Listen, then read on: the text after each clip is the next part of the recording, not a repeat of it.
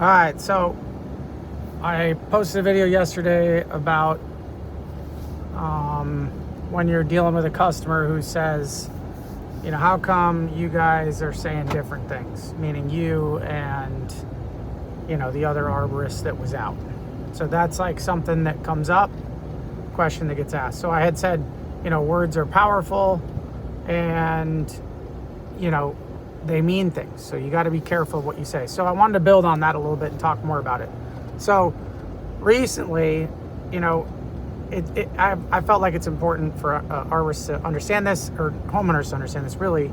And I'm not trying to say, or, you know, act like, you know, some of us are better than others or whatever, but there is a big difference between an arborist who's been at this for a long time and others who maybe got the credential and just studied to pass the test. You know, there's guys that like live and breathe this, you know, like Sebastian Kober, he's the rep for Rintech that shows you how to use a resistograph, which is a tool that we use to measure density in wood. And it takes, you know, readings, 100 readings per centimeter as it drills in. They also produce sonic tomography that we use to measure for wood density and find out, you know, the strength of a tree.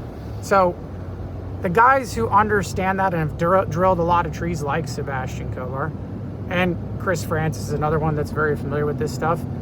Once you start drilling trees and you really know, you know, how much decay makes a tree weak, it becomes pretty shocking. You know, the track, I think, does a good job. The track tree risk assessment qualification does a good job of getting you to realize trees are generally pretty low risk.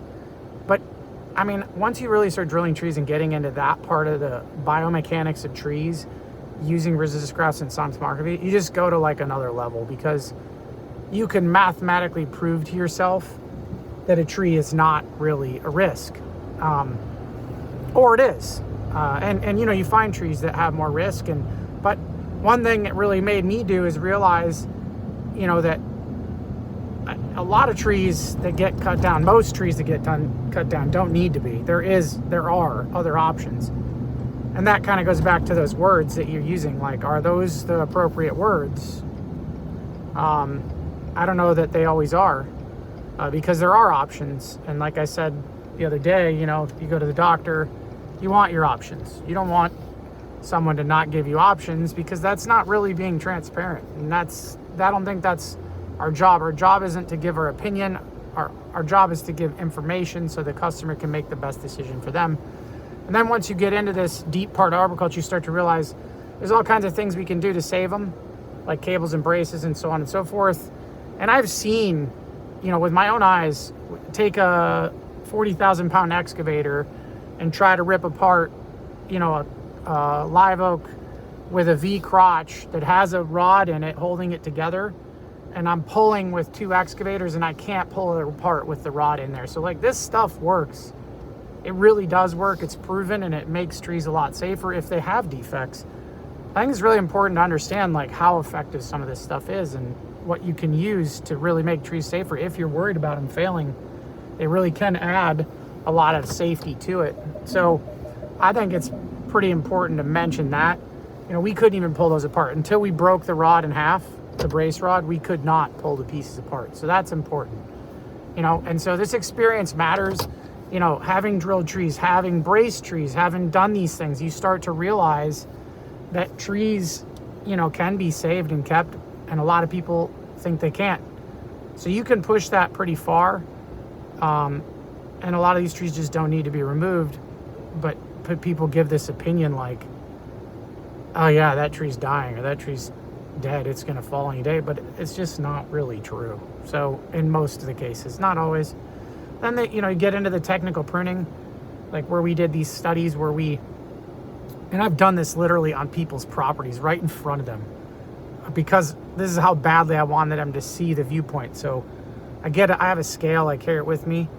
I made some cuts on a lower branch just to show them what everything weighed, and then I did the math. This is how much torque you lost on this branch.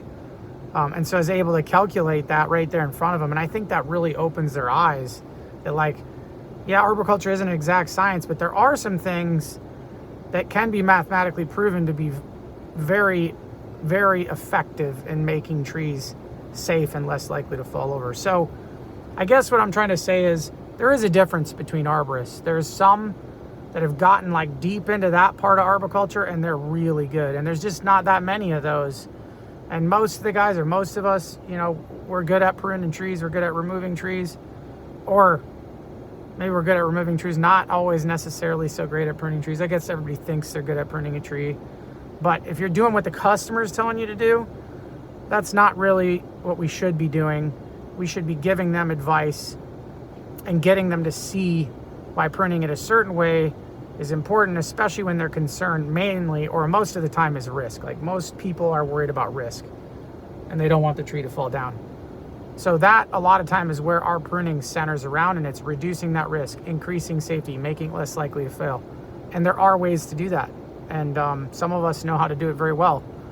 And then there's the other factor I talked about is like drilling trees, bracing, getting into all that part of arboriculture where you're looking at the biomechanics of the tree, and we can make them safer.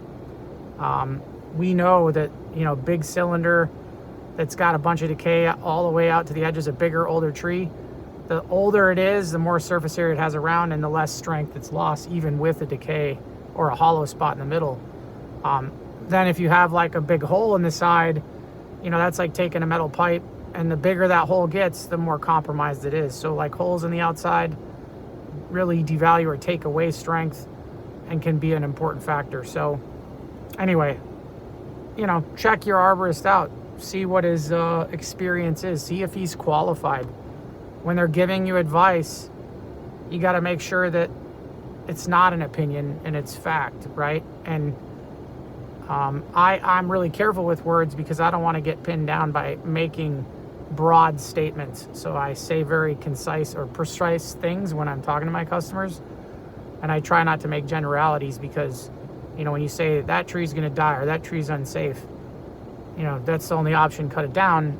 Chances are, like, if I walk in after you and you've told the customer that, you're probably going to look bad. And I'm not doing it on purpose. It's not intentional. I'm just educating the customer, and the light bulb's going to go off in their head, and they're going to realize that what you told them wasn't that accurate, and that makes you look silly. So say things accurately, make statements that are accurate, and look for arborists that talk like that, that have the experience, that know about this stuff. Anyway, just another tip for you today. Have a great day. Thank you for listening.